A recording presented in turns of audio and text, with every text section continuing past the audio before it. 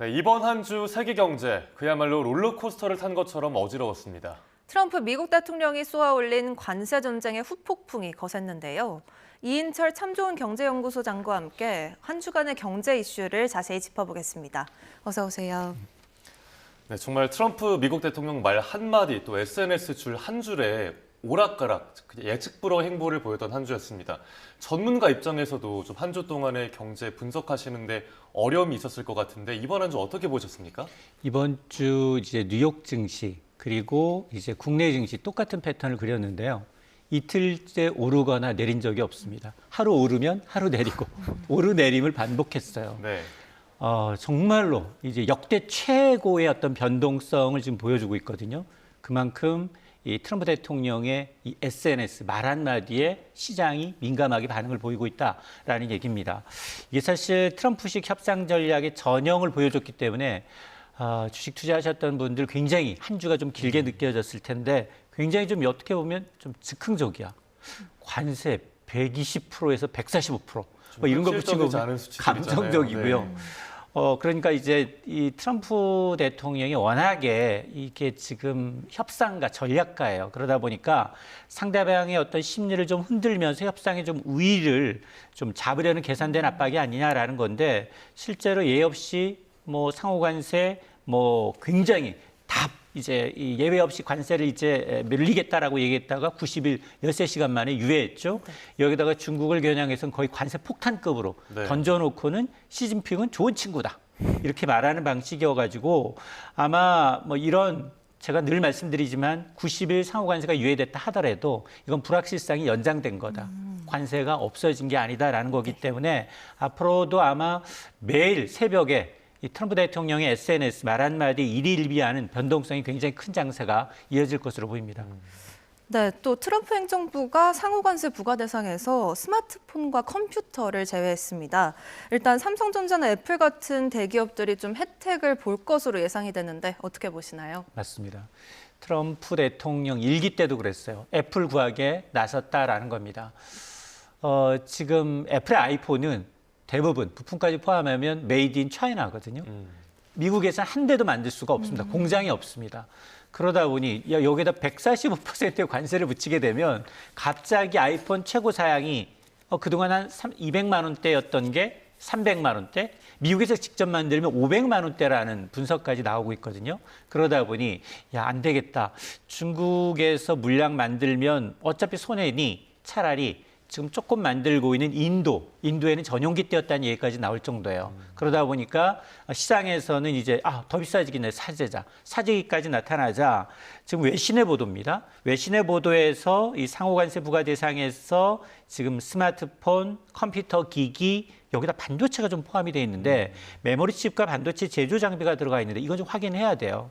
왜냐하면 물론 이번 조치가 이제 시행이 된다라고 하면 애플, 삼성전자, 대만의 TSMC가 도움이 될 텐데 지금 트럼프 대통령은 계속해서 반도체, 의약품에 대해서 25%의 관세 부과하겠다, 품목별 관세를 부과하겠다고 예고했기 때문에 이걸 백악관과 정말로 트럼프 대통령의 입에 나와서 정말로 이제 관세 유예가 나올지는 지켜봐야 되는데 분명한 건 애플은 빠질 것이다라는 건 분명한데 네. 과연 삼성전자와 대만의 TSMC한테는 굉장히 압박을 해왔거든요. TSMC한테는 미국 내 공장 안 세우면 관세 100%를 물리겠다라고 이제 으름장을 냈었는데 이것까지 좀 예외될지 여부는 지켜봐야겠습니다. 네. 그런데 뭐 반도체나 의약품의 경우에는 뭐 상호관세 이외에 품목관세에 매겨진다 이런 얘기도 계속 나왔었잖아요. 맞습니다. 그 얘기 때문에 제가 앞서 이제 지금 얘기가 조금은 상반된 얘기거든요. 여기서 만에 하나 이제 메모리 칩이나 반도체 제조 장비까지 빼주게 되면 이게 형평성에 문제가 생기잖아요. 이미 지금 철강, 알루미늄은 관세 매기고 있어요. 네. 그리고 전 세계를 상대로 교역국을 상대로 기본 관세 10% 매기고 있어요. 물론 상호 관세, 품목별 관세는 빼겠다고 다 얘기했기 때문에 거기에는 안 들어가는 건 맞아요. 근데 품목별 관세에는 다 개별적으로 이제 다 부과를 하고 있기 때문에 이건 좀 지켜보셔야 합니다. 네, 관세 전쟁이 치킨 게임의 모습입니다. 미중 양국 간의 기싸움도 요즘 정말 팽팽하고요. 또 중국도 물러서 기세가 보이지 않는데 관세 125%로 맞불을 놨고 또 시진핑 주석은 두렵지 않다 이렇게 강경한 입장을 냈는데 정면 대응하는 모양새라고 볼 수 있을까요? 맞습니다. 중국도 사실 이렇게 이 보복 관세를 발표한 시점이 정확하게 뉴욕 증시 개장 전에 어떻게든 미 증시에 좀 타격을 주겠다는 의도가 엿보이는데 지금 뭐 어쨌든 이제 트럼프 행정부의 경우에는 대중국 관세 125라고 했다가 펜타닐 관련 20%가 빠졌다. 그래서 총 145%를 부과하니 정확하게 중국도 12일부터 미국산 제품에 대해서 125%의 맞불 관세로 정말 대응을 하고 있고 시진핑 주석도 여전히 강경합니다. 부당한 억압에 굴하지 않겠다. 그러면서 이 문제는 뭐냐? 협상 테이블조차 이제 전혀 응하지 않고 있다는 겁니다. 근데 이런 배경에는 중국도 일기를 경험했잖아요. 그러니까 여러 가지 옵션이 있다는 겁니다. 특히 중국은 어떻게든 이제 이 대무역 의존도가 굉장히 많이 줄었어요. 2000년대 초반만 하더라도 중국의 무역 의존도는 65%, 거의 3분의 2 무역에 의존했다면 지금은 거의 33%, 3분의 1로 줄었어요. 네. 그리고 대중국 의존도도 줄었습니다. 트럼프 일기 당시만 하더라도 미국과의 교역 규모가 거의 20% 육박했다면 지금은 한 14.7%까지 좀 낮아졌어요. 그러다 보니까 대응할 수 있는 게 더 많아졌어요. 기본적으로 이제 중국이 대응을 보게 되면 기본 세트가 있습니다. 관세는 똑같이 올린다. 그리고 난 히토리와 같은 이제 광물 자원의 경우는 점점 이제 품목수가 확대되고 있고 대중국 IT 기업들에 대한 제재도 더 수위가 높아지고 있고 여기다 WTO 제소는 기본으로 가고 최근 들어서는 이제 애국심에 호소하고 있습니다. 미국 제품 사지 말고 여행 자제하자. 그리고 미국 영화 수입 제한하자. 이런 분위기가 좀 깔리고 있고 그러니까 이제 트럼프 대통령이 중국을 압박하면서도 좀 협상을 바라는 이중적 태도를 보이고 있지만 오히려 시간은 누구 편? 시간은 중국 편, 뭐 이런 느낌이 좀 들거든요. 자, 그러다 보니까 이게 미중 무역 전쟁이 굉장히 장기화될 것임을 좀 예고하는 대목이어서 우리가 걱정해요. 왜냐? 미국과 중국은 우리나라의 교역 대상국 1, 2위입니다.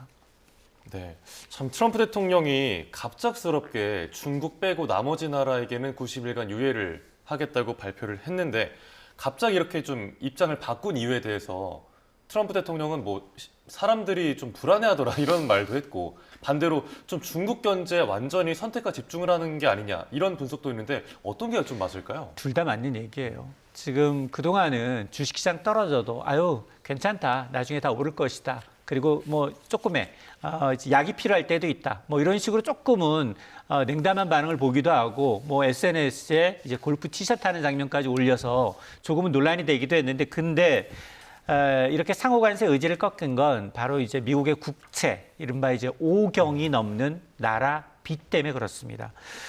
실제로 기자들이 물어봤어요. 아니 13시간 만에 왜 상호관세 유예를 번복하느냐라고 이제 얘기하니까 사람들이 겁먹고 불안해하는 것을 봤다. 그러면서 채권 시장을 주목하고 있다. 이거 언급을 한 거거든요. 왜 이제 관세를 유예했는지에 대해서 실제로 상호관세 부과하니까 미국의 10년물 국채는 전 세계 금리의 바로미터 역할을 하는데 이게 급등을 했어요. 지난 7일 한때 3.8%, 3% 후반까지 내려왔었는데 이게 4.2, 지금 4.4, 4.5까지 올라와 있습니다. 이 얘기는 뭐냐? 이게 지금 갑자기 이렇게 이제 미국의 국채 금리가 뛰었다라는 얘기는 중국이 미국의 상호관세에 대응하기 위해서 갖고 있는 미국의 국채를 많이 판 게 아니냐라는 이제 분석이 나올 수밖에 없고 실제로 만일 이렇게 국채 금리가 오르게 되면 미국의 국가 부채 그리고 국가 채무가 지금 약 36조 달러, 5경입니다. 이걸 단순히 4% 이자만 하더라도 연이자가 2천조 원이에요. 미국의 국방비 1년에 7천억 달러, 1,000조예요. 그러니까 국방비의 2배가 이자로 빠져나가고 있는 거예요. 관세를 아무리 세게 떨어서 관세를 벌어도 네. 국가 부채 이자로 나가고 있다는 원금이 아니라. 자, 이런 상황이다 보니 결국 미국의 아킬레스건은 이 미국의 국채 달러구나라는 얘기를 할 수밖에 없고 아마 지금 뭐 트럼프 대통령은 달러 약세를 원합니다. 그러면서 이제 국채금리 인하를 위해서 어쨌든 이제 이 이자 부담을 좀 줄여보고 싶어서 계속해서 연준한테도 금리 인하 압박하고 있죠. 연방 재정 적자 줄이기 위해서 지금 연방 공무원들 자르고 있잖아요. 네. 이런 것들이 같은 맥락인데 그러다 보니 이제 일기 행정부 당시에서도 중국은 미국의 국채를 매도하면서 약간의 재미를 봤어요. 그러다 보니까 앞으로도 소리 소문 없이 미국은 이렇게 시장에다가 미국의 국채를 매도할 가능성이 상당히 높습니다. 네, 관세 전쟁으로 미국 경제도 큰 타격을 받고 있습니다. 주식 시장뿐 아니라 채권 시장, 또 달러 패권 모두 흔들리고 있고 트럼프 대통령의 이러한 오락가락 행보에 더 이상 미국이 안전한 투자처가 아니라는 의심과 불안감까지 생기고 있는데요. 신뢰를 붕괴시킨 최악의 자충수라는 지적도 나오는데 어떻게 보시나요? 미국이 외신이 아니라 월스트리트 저널이 밝힌 거예요. 트럼프의 이제 관세 정책이 오히려 좌충수다. 그러면서 더 이상 미국이 안전지대가 아니다라는 겁니다. 사실은 달러는 9.11 테러에도 그렇고 글로벌 금융위기에도 그렇고 다 강세요. 위기가 사실은 9.12 테러도 그렇고 글로벌 금융위기도 리만 브러더스 말이에요. 근데 위기 시에 달러는 안전자산이기 때문에 더 사요. 근데 지금은 정반대 양상이거든요. 달러 패권이 좀 흔들리고 있다는 겁니다. 미국 국채와 달러가 동시에 약세를 보이고 있는데 이러다 보니 미국 정부의 정책에 대한 신뢰성이 좀 떨어졌죠. 특히 실제로 이제 6개 주요 국가의 달러의 이제 강세를 나타내는 달러의 어떤 척도를 나타내는 달러 인덱스의 경우에는 100 아래까지 떨어졌어요. 연초에 110까지 올랐기 때문에 지금 불과 서너 달 사이에 거의 한 9%, 10% 평가 절하됐다는 얘기인데 이렇게 되면 세계 각국이 지금 외환 보유고로 달러를 엄청나게 비중을 갖고 있어요. 근데 이렇게 달러가 가치가 떨어지게 되면 자산 가치가 떨어지는 거거든요.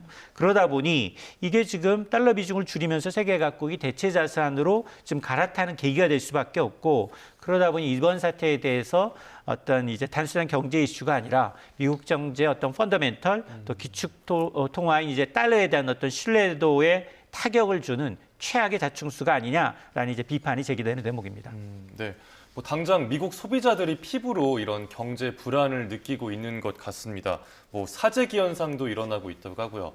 뭐 내부에서는 대공황 때보다 소비 심리 더 나빠지는 거 아니야? 뭐 이런 우려도 나오고 있다고 하던데요. 맞습니다. 지금 제가 아마 이제 트럼프 대통령이 지금 어쨌든 중간 선거 앞두고 관세를 통해서 미국의 재정 적자 줄이고 제조 부활 얘기하고 있거든요. 그런데 트럼프 대통령의 가장 큰 아킬레스건이 뭐냐? 전 물가라고 봐요. 왜냐? 지난해 전 세계 주요 국가에서 대부분 대통령 선거가 있었어요. 집권당이 다 패배했어요. 네. 이유는 고물가 때문에 못 살겠다요. 미국의 물가가 9.5%, 40년 만에 최악이었어요. 그러다 보니까 금리, 물가 잡기 위해서 금리 얼마나 올렸죠? 우리가 처음 듣도 보도 못한 뭐 빅스텝, 자이언트 스텝, 0.5, 0.75%까지 금리 올려가면서 물가 잡기 급급했는데 네. 그리고 사실 지금 뭐 트럼프 대통령하고 이제 해리스 전 부통령하고 굉장히 하면서도 치열했잖아요. 마지막까지 우리 스윙 스테이트 결과 봐야 된다는데 네. 뚜껑 열어보니까 모두 다 공화당 승리였거든요. 이 얘기는 뭐냐? 물가를 이기는 장사가 없다는 겁니다.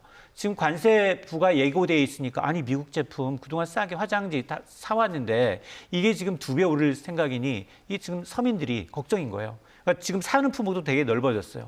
자동차.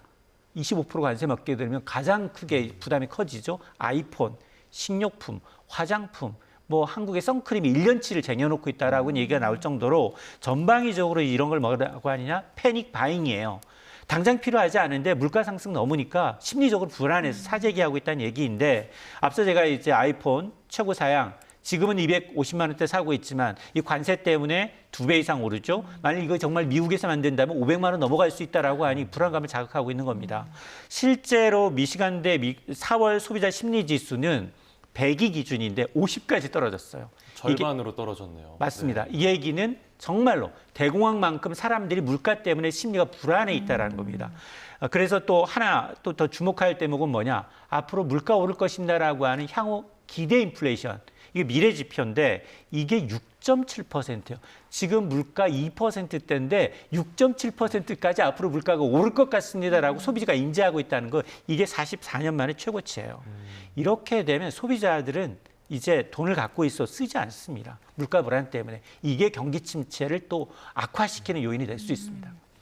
네, 유럽 쪽 상황도 한번 짚어보고 싶은데요. 중국을 견제하겠다는 트럼프 생각과 달리 유럽은 오히려 이번 계기로 중국과 좀 공조하는 양상인데 무차별적인 관세 폭탄으로 글로벌 경제 질서를 미국 입맛에 맞게 재편하겠다는 트럼프 대통령의 구상이 좀 어긋나는 모양새로 볼 수 있을까요? 아마 이번에 상호 관세 유예하면서 중국만 제외하고 나머지 이제 90일 유예한 것도 이런 분리 대응하자는 거예요. 지금은 트럼프 대 반 트럼프예요. 일기 때는 좀 달랐어요. 일기 때는 중국만 때렸거든요. 근데 지금은 이제 트럼프 대 반 트럼프 대 보니까 이렇게 되면 지금 이렇게 관세가 높아지면 미국 시장 진출하기가 어렵잖아요. 그러니까 중국도 그렇고 EU도 그렇고 코드가 맞는 거예요. 네. 중국, EU가 지금 팔아야 될, 미국에 팔아야 될 물량을 어디에다 팔아야 될까? 가장 큰 시장? 중국으로 향할 수밖에 없는 거고 중국도 마찬가지죠. 어딘가 다변화하면서 그 빈틈을 파고 들어야 되는데 이게 접점이 맞는 거예요. 그러다 보니까 지금 최근 들어서 EU가 중국 저가 이 자동차, 전기차는 보조금 받았다라는 이유로 최고 관세를 45%까지 붙여왔네, 부과해 왔지만 이거 없애겠다. 중국산 낮춰주는 대신에 우리 물건 사달라라는 얘기입니다. 그러다 보니 7월 중에 이제 이 뭐 정상회담까지 이제 논의가 되고 있는 상황이고, 자 이렇게 되면 지금 미국은 앞서 제가 이제 이런 상호 관세의 목적이 재정 적자 줄이고 제조 부활이라고 했는데 이게 두 개 다 흔들리고 있는 거예요. 특히 내년 중간 선거가 11월에 있어요. 여기에는 하원 435명 전원이 갈리고요. 전원 교체하고 상원의 3분의 1이 교체가 됩니다. 그러니까 그 전까지 어쨌든 트럼프는 치적을 내놔야 돼요. 그러니까 분리 대응하면서 중국은 끝까지 갈 수밖에 없다라고 보고 있는 거고, 일기 때도 마찬가지였고, 그런데 가장 다루기 쉬운 일본, 한국, 대만, 여기는 왜? 무역도 엮여 있지만 안보가 엮여 있어요. 그러다 보니까 빨리 결과를 도출할 수 있겠다 싶어서 여기를 압박하고 있는 겁니다. 그래서 아마 이런 이제 특히 우리가 봐야 돼요. 우리가 한중일 정상이 모여서 사진 한 장 찍었는데 또 불구하고 네. 지금 이렇게 트럼프가 조금은 반응을 하고 있거든요. 그리고 뭐 이 중국 뭐 대사관에서는 이 지금 중국 덕분에 상호관세 90일 유예됐다. 소가 뒷걸음질 치다 그냥 맞은 거지. 그건 아니고요. 뭐 중국 하면 중국 더 심했잖아요. 사드 보복 때문에 우리 다 후퇴했어요. 롯데 거의 철수했죠. 이마트 철수했죠. 삼성전자 갤럭시폰 중국 점유율 1% 안 됩니다. 그러니까 둘 다 사실은 너무 많이 우리가 의존하고 있기 때문에 당하는 보복이기 때문에 사실 저는 미국도 그렇고요. 대미 의존도 대중 의존도 동시에 줄여야 된다고 생각합니다. 좀 더 다변화가 필요하다는 말씀이시죠. 맞습니다. 네. 참 여러모로 어지러운 경제 상황이지만 이럴 때일수록 또 협상 잘 이뤄내야 하지 않겠습니까? 뭐 트럼프 대통령의 발언 통해서 조선업 협력 가능성이 좀 대두가 되고 있는데 뭐 실제로 트럼프 대통령과 우리나라 조선업 이렇게 이어질 확률 얼마나 보시나요? 주식이 먼저 선반영하고 있어요. 아마도 다 내렸는데 네. 조선업종 주가만 거의 뭐 트럼프 당선 이후 2배 넘게 오른 종목이 수두룩합니다. 네. 유일하게 트럼프가 이 깍쟁이가 정말로 돈 쓰겠다라고 한 부분이 조선업이에요. 바이든 행정부가 아니 반도체 공장 세우면 보조금 주겠다. 보조금 왜 주느냐? 관세 부과하면 자동으로 알아서 미국에서 투자할 텐데 이 논리인데 지금 급해졌어요. 왜 급해졌느냐? 지금 트럼프 대통령이 국가안보 차원에서 조선업 재건에 관한 행정명령에 서명을 했는데 필요하다면 경쟁력이 뛰어난 우방국한테 선박 구매하겠다라고 얘기를 하는 겁니다. 이게 왜 파격적이냐? 미국은 1920년대 해운법, 이른바 존슨법 때문에 미국에서만 만들어야 돼요, 배를. 그리고 미국인이 소유하고 있어요. 그래야만 거기 미국 내 항구로 오갈 수 있어요. 그러니까 이러다 보니 중국은 급성장하고 있는데 미국은 세계 조선시장 점유율 1%가 안 됩니다. 야, 1년에 우리는 배 한 척도 잘 못 만들고 있잖아 라는 게 팩트거든요. 그러다 보니 트럼프가 대통령 되고 가장 먼저 한국한테 요청한 게 조선업, 야, 너네 우리랑 협업하자라고 얘기를 했거든요. 네. 그러니까 우리가 협상 카드 하나 가지고 있는 건 맞아요. 그리고 이제 미 해군의 경우 이제 중국과 지금 이제 좀 급부상하고 있는 걸 좀 대응하기 위해서 향후 30년 동안 360척이 넘는 군함을 구매하거나 건조해야 돼요. 이거 돈이 어마어마합니다. 한 1,600조에 달하는데 그러다 보니 우리 뭐 HD 현대라는가 하나오션 같은 경우 주가도 많이 올랐지만 미국의 조선소 이제 M&A하거나 협력하는 방안을 모색을 하고 있는데요. 다만 우려되는 것도 있어요. 트럼프 대통령이 공짜로 우리 배 사주지 않습니다. 물론 이제 조선업에 있어서는 이제 한중일이에요. 한국이 가장 잘하고 중국도 잘하는데 중국 겨냥하고 있으니까 중국한테 수준 안 넣겠죠. 그러니까 일본도 뭐 결은 조금 다르지만 중소형 선박에선 강점이 있기 때문에 이게 미국은 협력 과정에서 뭘 원하느냐. 자본도 니네가 자본 가져오고 그다음에 또 하나 기술 이전해주고 또 숙련된 기술자 다 데려와서 그리고 미국에서 만들라라는 요구를 할 수 있습니다. 네. 그러다 보니까 이게 뭐냐. 잘하면 윈윈인 건 맞지만 근데 이게 우리나라의 기술, 선진 기술이 유출이 된다. 이렇게 되면 우리가 토사구팽, 우리가 중국에서 경험했잖아요. 이게 하청업체를 전략할 수 있기 때문에 우리도 좀 전략을 잘 짜서 디자인하였라든가 굉장히 고급 기술의 경우에는 좀 유출되지 않도록 사전 좀 조율이 좀 필요한 상황입니다. 네, 끝으로 이런 세계적인 불확실성 속에 관세 전쟁이 예상보다 길어질 수 있다 이런 분석이 나오는데 앞으로 경제에 장단기적으로 미칠 영향 짧게 부탁드립니다. 일단 미국하고 중국이 우리 교역 1, 2위이기 때문에 이게 정말 가장 큰 문제예요. 둘이 진짜 고래 싸움에 새우등 터지는데 우리가 지난해 2% 성장했잖아요. 수출 의존도가 95%예요. 네. 내수가 너무 침체되어 있기 때문에 수출로 먹고 살아야 되는데 수출 1, 2위가 이렇게 쌌다 보니까 중국으로 당연히 미국행 수출은 줄어들겠죠. 그러면 우리는 중간재를 중국에 수출해야 되는데 중국은 사실은 굉장히 손해예요. 중국은 거의 미국에 대해서 미국의 수입품의 거의 3배 이상을 팔아야 돼요. 근데 그 남는 거 어디다 팔겠어요? 인근 국가를 팔지 않겠습니까? 거의 한 200조 가까이 미국이 이제 미국산 물품을 수입해 줬다면 다시 거의 한 650조 가까이 중국은 미국한테 물건을 팔아왔는데 이 남는 거 어디에다 팔 거냐? 이거 가까운 이웃나라, 한국, 그리고 동남아, 일본 이런 데 팔 거란 말이에요. 그러면 중국산 저가가 들어오면 우리 테무 알리 받잖아요. 우리 내수시장 기반이 흔들리거든요. 네. 여기에다가 환율, 주시장 변동성이 있죠. 중장기적으로는 이렇게 되면 전반적으로 물가가 오릅니다. 미국보다 빠르게 오르진 않겠지만 소비자 물가에 전가되기 때문에 지금 한국은행은 미중 무역 전쟁이 이렇게 장기화된다라고 하면 우리나라 경제 성장률 적게는 0.2%포인트. 이게 굉장히 커요. 올해 우리나라 1% 내외로 성장할 거로 보고 있고 JP모건은 오히려 우리나라 제로 성장에 그칠 수 있다라고 얘기하고 있기 때문에 우리나라가 제로 성장, 0% 성장한 건 역대 3번째밖에 없습니다. 1980년대 2차 올 쇼크 당시, 1998년 IMF 외환위기 당시, 그리고 2020년 이제 팬데믹 당시였기 때문에 상당히 위기가 아님에도 불구하고 팬데믹급 위기가 올 수 있다라는 얘기입니다. 네, 알겠습니다. 오늘 말씀 여기까지 듣겠습니다. 관세 전쟁 중심으로 한 주간의 경제 이슈 짚어봤습니다. 네, 오늘 말씀 잘 들었습니다. 잘 들었습니다.